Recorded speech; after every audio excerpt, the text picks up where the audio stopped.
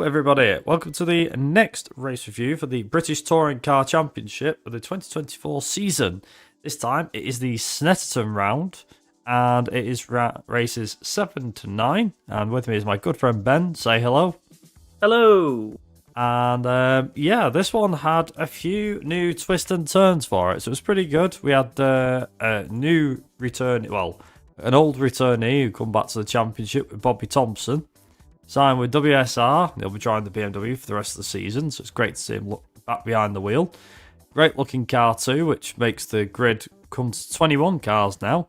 Yeah, it's a awesome nice purple, isn't it? Nice purple. Is it Zeus? Really nice. Reminds me of, one of the MotoGP teams. Pramac have a similar sort of purple. Yeah, it definitely stands out. Yeah. Nice colour. Nice to have it on. Yeah, on I love grid. it, and I love Bobby as well. Hopefully, he does well with the BMW package.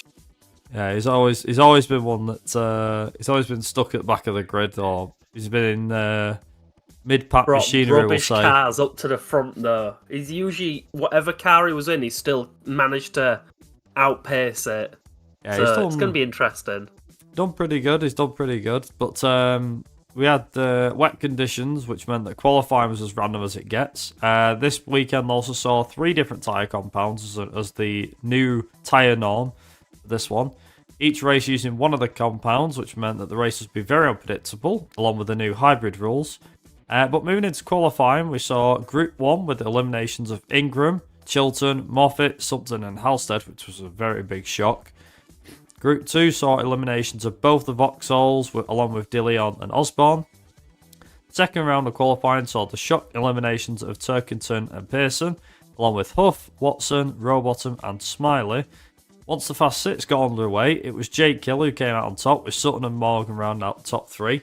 It's worth noting that in the final session, that the track did dry up and it got quicker and quicker, and Sutton was unfortunate not that this is the excuse for him, but Jake did manage to get an extra lap in at the end, although I think given the lap that Sutton had, it was pretty good. It was enough for second, but Jake's time of 2 minutes, .876 was 0.8 faster than Sutton and just a little under a second faster than Morgan back in third.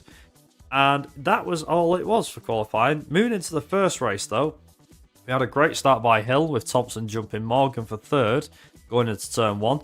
Sutton though managed to keep Thompson behind, and be further back there was disaster for Cook as he went wide on the main after the main back straight and dropped back behind several cars down to 10th place. Rowbottom went head to head with former champ Rob Huff and Aaron Taylor-Smith. However, it was Rowbottom who came off worst by dropping to 13th place. Ingram managed to get Smiley for 8th place on lap 2. Moffat and Chilton came to blows early on lap 2 as well, which put both cars down the order with damage, it seemed. Several corners later, we saw Sumpton and Osborne go off the track with what looked to have been contact between the two cars as well. With Cook being the only car to start on the hard tyres this race, he quickly went down the order, with him getting passed by Huff on lap 3. Lap 5 saw Ingram get past Turkington for 7th after starting in 13th, which showed that the Hyundai was actually a quick car on race day. This was quickly followed by Sutton getting passed by Thompson, which proved that the BMW wasn't just quick in the hands of Hill. As such, Thompson started to chase down Hill for the lead. Lap 6 saw Daryl DeLeon facing the wrong way after sliding wide off the circuit, which nearly saw Sam Osborne go flying off the road as well as he went wide and just about managed to catch a big tank slapper of a slide. One lap later, on lap 7, we saw Pearson get past Aaron Taylor-Smith. Cook got overtook by Doble and Camish got past Morgan, which really helped Napa in terms of the constructors' fight. Watson demoted Morgan, meaning it looked like the BMW wasn't scoring as many points as they thought they would, with the dive down the inside from Watson, which put Morgan down to 6th. During the race, we saw Chris Smiley's door come open, which really hurt his chance of scoring points, because he had to pit due to the black and orange meatball flag, they'll call it. He dropped right down the order, which was a big shame, because I think he was in the top 10 at that point. Ingram managed to move his way up into 6th place at the expense of Morgan on the second to last lap, on lap 11, which was a great fight back by the former champion considering where he started. However, when the flag was flying at the end, it was Jake Hill who won for Bobby Thompson and Ash Sutton rounding out the podium, which kept his podium consistency alive, making it 7 podiums in 7 races. So, Race 1 results were as follows. Jake Hill was your race winner with Bobby Thompson in second, his joint highest position in the British Touring cars. Ash Sutton coming on in third ahead of Dan Camish in fourth, Andrew Watson in fifth, Tom Enger in sixth with the fastest lap for good measure, Anna Morgan finished in seventh ahead of Turkington, Huff and Rowbottom to round out the top 10. Over to you for race 2, Ben. Yeah, so race 3 was an interesting one. At the start of the race, it had been raining sort of off and on at this point. It seemed to have died down at this point, so everybody sort of had a choice of what tyre they could go on, but the predominant tyre at the start of the race was the wet tyre. So they went through the forget what it is, like the lap before they actually come to the pits. In this, they went round, they did that, and then a lot of them suddenly decided to dive into the pit.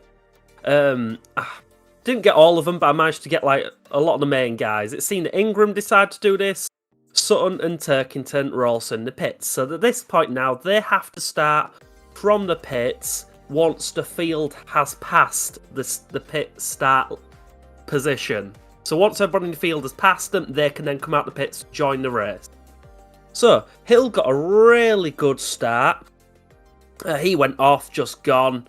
And at this point then, once the fields got past, you notice, why is everyone still sort of in the pits? You notice Sutton had managed to go out, Ingram had stalled. He managed to get going, and this meant that everybody left the pits very late. At this point, I noticed it seemed like Watson was sort of holding up the field. This allowed Hill to get away even more.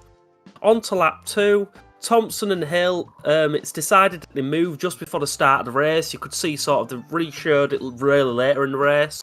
They moved slightly and jolted before the start, so because of this, they get a 10-second penalty added on at the end of the race.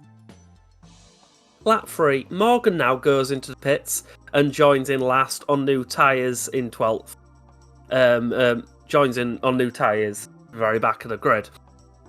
Huff at this point is in 12th place and is the first person on anything other than wets at this point, so 1st to 11th are all on wets still. Thompson and Camish now start having a really nice battle with each other for the rest of this lap, and this carries on for quite a lot of the rest of the race as well. Lap 5, Ingram managed to get past Sutton at this point with a really nice overtake. He just went full send past him. It was lovely to see. Aaron Taylor-Smith at this point on lap 5 got the fastest lap as his tyres started coming into play, and it seemed that it was sort of going the way of the drier tyres, because Aaron Taylor-Smith was on the soft at this point, and all the hards and stuff starting to come into play as well. Lap 6, oh dear, it started raining again, and it seemed the tyre gamble has probably not paid off for the people who went on it, because it's slowly raining, but anything could happen, but it's not going to help with the track. Huff comes off at the S's as the track as it now is getting wetter. Lap 7, Chilton locks up at the S's as well, and he goes straight across the grass, gets past Doble at this point, but does not give the place back straight away. Pearson then all of a sudden spins off the track as well, and he manages to carry on. Morgan is now back in the pits as the rain has got heavier, so his tyre gamble definitely didn't pay off. Huff and Taylor-Smith now have a really nice battle as they're the top two sort of on the anything other than wets at this point. Lap 8, Huff and Taylor-Smith still have a battle with the rain come down a bit more. At this point the slicks will still be hot, so they'll still have a bit more grip than they should have with slicks on a wet surface, but it definitely won't help as they will start to cool off. At this point, Hill has now cleared his 10-second gap, his penalty gap, so now at this point, as long as he keeps that up, he'll basically still win the race, regardless of the penalty. With a great drive, he just keeps on going. Rowbottom now all of a sudden goes into the pits to change his tyres back to the wets as well. Lap 9, Sutton is off the track, and not long after, Watson also comes off the track.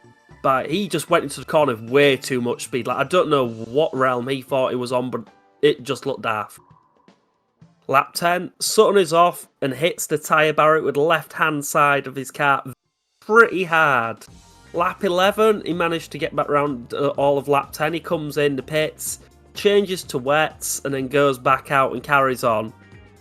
I reckon they were doing this to see what the damage had actually affected his car for race 3, so they knew what to sort. More of just like a sighting lap, I'd say. Last lap, Smiley tries to get past Huff, but Huff goes, nah, no chance. Just holds on the same line, keeps his place, and doesn't let him past. Hill wins with a 15.6 second lead, which is pretty crazy. Winner is Jake Hill. Second is Camish. Third is Cook. Fourth is Chilton. Fifth is Doble. Sixth is Watson. Seventh is Thompson because of his penalty. I'm pretty sure he actually finished on the road third, I want to say. Eighth is Moffat. Ninth is Osborne. 10th is De Leon. Your fastest lap, because he got it at the right point, was Aaron Taylor-Smith. Well done to him. Over to you for race 3, Brad. No problem. Thanks very much, Ben. So, with the race 3 being just like the chaos that the first 2 races were, thanks to the wet weather, it was Sam Osborne who was on pole with Bobby Thompson back in third. But at the start, it was Jake Hill who took everyone by surprise as he jumped into third, with Osborne going off straight away on the slicks on a bit of a wet track, with Moffat taking the lead shortly after that. Hill, though, was on a mission as he took Thompson for second, and then eventually managed to get past Moffat for the lead, all in the space of literally over a lap. There was drama further back, though, as Smiley had his car smashed up. But obviously, like I said, with Hill being on the wet tyres, it was nothing. He managed to dive his way through the chaos. Watson also managed to jump up to second during all the chaos on lap 1. Turns out 3 into 1 didn't go, which is how Smiley's car was smashed up and went out of the race. The car was a mess. It was off at the side of the road. Sutton and Ingram moved up the order pretty quickly through the chaos, and by lap 3 they were up to 7th and 8th respectively. The race looked set for Hill at the front. However, unlike race 2, this race was more about the crossover between the wets and the dries. Multiple people had chose the dries and were quite a bit slower. Hill, though, was flying. However, Rowbottom got a puncture from what looked to have been debris from De Leon's car, after presumably contact with another car for De Leon, which forced him to pit and drop down the order. Turkington made good progress and then getting past Thompson for 10th. Lap 6 saw Huff and Cook fight with each other, and both got past Watson, who was on the wet tyres compared to the other 2 who were on dry tyres. But now it became a case of when will the dry tyre runners catch the leader. Turns out Hill was getting caught pretty fast within a few laps, and just as Hill was being caught, it was Moffat behind who screwed up as he slid wide, so it was Huff versus Hill for the win, and who knew what was going to happen. Then just a few corners on lap 9, it was Huff's moment as he took Hill for the lead, with Moffat and Cook quickly relegating Hill to 4th place. Lap 11 saw Rowbottom go off the track and as such lost a few positions, but then as Hill was going slowly, it was Sutton who jumped Hill and Chilton in one go to jump up to 5th place, but no one could stop Rob Huff from winning his first race in the British Touring Cars 20 years after he took his first, coincidentally also at Snetterton, as he took a fantastic victory, with Moffat and Cook rounding out the podium to make it a Speedworks 1-2-3, which I believe is the first Speedworks 1-2-3 in history, so congratulations to the entire squad for that one. Your race 3 results are as follows. Rob Huff is your race winner, ahead of Aidan Moffat and Josh Cook to round out the podium. Tom Ingram is 4th with the fastest lap as well for good measure. Ash Sutton is 5th, ahead of Chilton in 6th, Turkington 7th, Thompson in 8th, Hill 9th, and Mikey Doble rounds out the top 10. So what does it do to the driver's standings? Well, surprisingly, Sutton's still at the top. How? I don't know, but the championship fight become a hell of a lot closer, with Turkington 10 points behind and Ingram and Hill tied on 110 points each. Hill really showing that he's in this title fight this year after this weekend. Josh Cook stays in 5th ahead of Dan Camish in 6th. Aidan Moffat is in 7th, a point behind him. Then we have Tom Chilton in 8th. A surprise with Rob Huff jumping up to 9th after that fantastic win. And Adam Morgan rounding out the top 10. So Ben, just a quick one, but who do you think your winners from the weekend were? Definitely Jake Hill. I mean, that's kind of obvious. Like, what he did this weekend showed that he wants this championship. You know, he was amazing to watch, especially for me, like for race 2. It was just incredible to see how he got that gap, because when it first announced the penalty, I was like, oh, well, that's it for him. You know, he's probably going to finish 5th if he's lucky, if he gets a bit of a lead, but he just didn't mess about. I don't even think he used the one bit of hybrid he had either. I think he just sort of got used to knowing what lap he needed to achieve and just stuck at it and just consistently did that lap.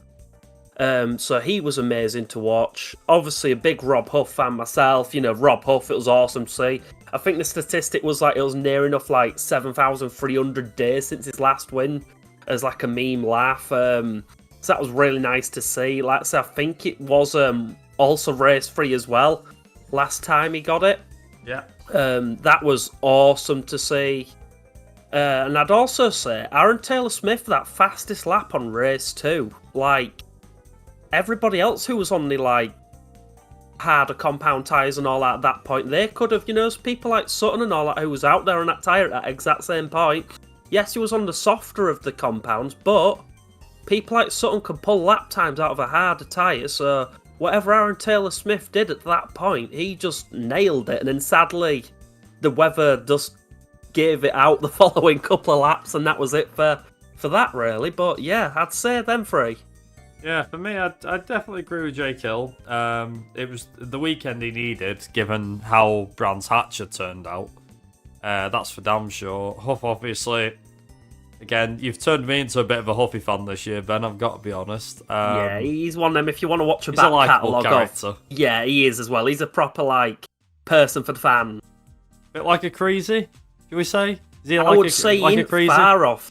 Like, when I met him and when I went to see, like, World Touring Cars, he was the person who was just willing to just give, like, the fans high fives, anything, give them hugs, and all that. He wasn't just signing and going, here's a piece of paper with a picture of me on it. He was the one who was, like, standing up with his arm around him and all that sort of thing. He was proper there. Yeah, he's a nice guy all round, and like I said, I hope to see him win another one this year, that's for sure. But with the fact that we've got this far into the season, technically he could have had 2 wins under his belt if he managed to hold off Moffat, I think, at Donington. Yeah, that was close. Which would have been good. But either way, I actually am going to say as well that I'm going to say Bobby Thompson for me, because the guy's not been, obviously, it's his first weekend back in the touring cars again. Obviously, granted, budget and stuff didn't allow him to race, but it's just great to see him again. Like, it's just, I know that there's drivers that come and go in the series, but I underestimated Bobby a few years back. When he had his role at, funnily enough, at Croft, actually. Yeah. In 2020, I believe, in the Audi. And I thought, this guy's not got it, and all the rest of it. And then he pulled out, he signed for Cupra, and signed up for Team Hard, I think it was, and raced the Cupra. And he got podiums at Brands 2 years in a row, I think. And the car was crap. I'm sorry to say, like, he outperformed that car. And the fact that he got frigging podiums and was fighting for podiums with it was fantastic. He was fighting with people like Ash Sutton, for God's sake, in a Cupra. So the fact that he's now in front-running machinery, he could be a dark horse to watch. I don't think he's got the run to have a crack at the championship, given how late he started. No, I think he might get the odd couple of wins, though. But I think WSR now is really on a stronger path than they were. Like, don't get me wrong, they're on a strong path with Turkerton and Hill. No offense to Adam Morgan, but with Thompson in that team now, it is looking like a much stronger match against Accelerate and Napa, which I'm there for. I'm living for this. I can't wait to see. It'll be great to see the BMW become back like as a good dominant race team again in touring cars. I mean, don't get me wrong, we want to see a fight. Don't get me wrong, last year we didn't really see one. I think Napa versus BMW could be a fight with Accelerate in the mix. Yeah, I just want to see it go outside. But for me, first weekend back, hats off to Bobby Thompson. Yes, you didn't have a great race 2, and your race 3 was a bit average, I guess. But you came back, you showed what you could do, you did really well in qualifying, you got on the podium first time out. You looked like been on it race 2 if he'd not followed what Hill did on the grid.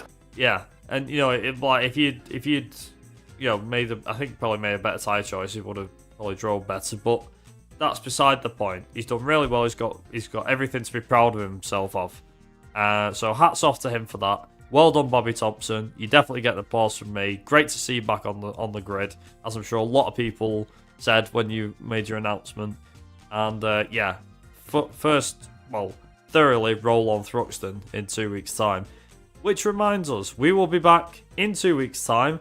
Do let us know in the comments below what your thoughts were on this weekend's racing. Apologies that this video has gone out one day later, by the way, just to the fact that myself and Ben have been a bit ill. So because of that, it's a case of do apologise for that. But either way, we'll be back in about 2 weeks' time, well, a fortnight's time, for the Thruxton round.